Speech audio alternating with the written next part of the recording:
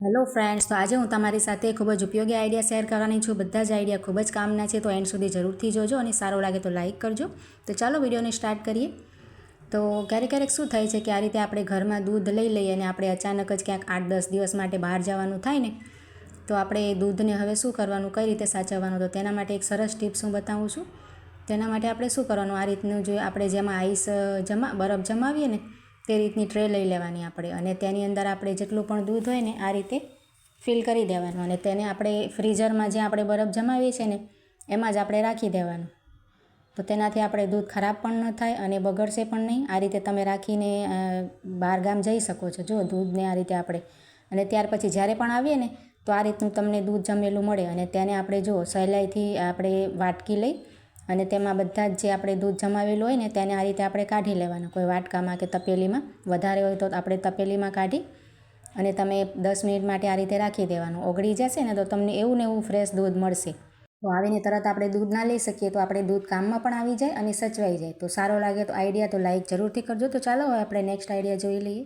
તો જો ચોમાસાની સિઝનમાં તમારી ઘરમાં કે રસોડામાં જો ખૂબ જ માખીઓ આવતી હોય ને, તો તેના માટે આપણે શું કરવાનું, આ રીતે આપણે એક વાટકીમાં પાણી લઈ લેવાનું, જો વાટકામાં કે વાટકીમાં.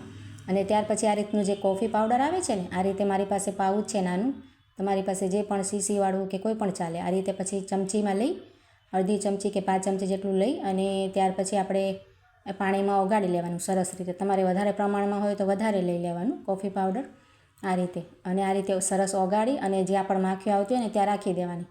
અને આ રીતે જો તમારે ન કરવું હોય ને, તો જો તમે રોટલી કરી લો ને તવો ગરમ હોય ને તેની ઉપર પણ તમે અડધી ચમચી એટલી કોફી નાખીને તેનો ધુવાણો પણ કરી શકો છો. તેનાથી પણ રસોડામાં બધી માખી દૂર થઈ જશે. અને ત્યાર પછી જો આ રીતે આપણે બંગડીઓ પહેરીએ ને લગ્ન પ્રસંગમાં, કે આપણે ઘરમાં પણ કંઈ તહેવાર હોય તો આપણે પહેરતા હોઈએ. આ રીતની ગોલ્ડન હોય કે પછી કાચની પણ હોય, ડાયમંડવાળી હોય, કોઈ પણ.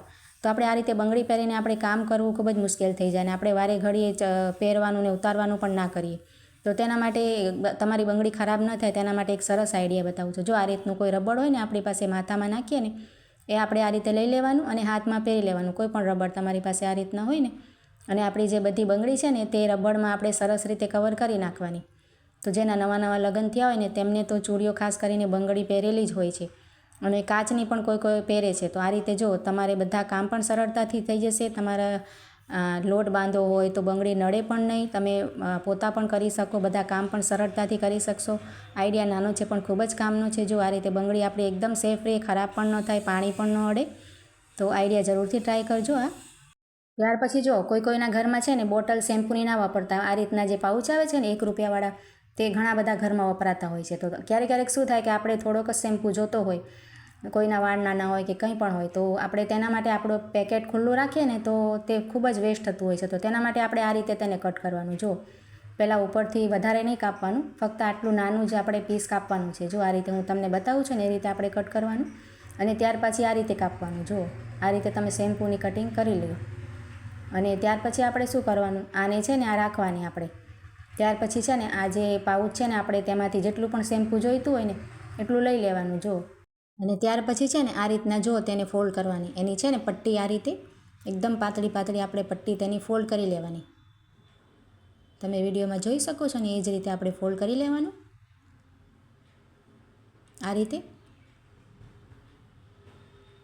અને ત્યાર પછી જે આપણે બીજું આપણે કાપ્યું હતું ને, મેં તમને પટ્ટી બતાવી હતી ને, તેની અંદર આપણે આ રીતની તેની જે ધાર છે ને તેમાં આ રીતે પરોવી દેવાનું. જો જ્યાં સુધી આપણું શેમ્પૂ હોય ને ત્યાં સુધી સરસ ખેંચીને તમે બંધ કરી દેશો ને તો એકદમ તમારો પાઉચ એકદમ ઢોળાશે બી નહીં અને એકદમ પેક જેવું થઈ જશે. જો આ રીતે આપણે ઊંધું પણ કરીએ ને તોય ન નીકળે.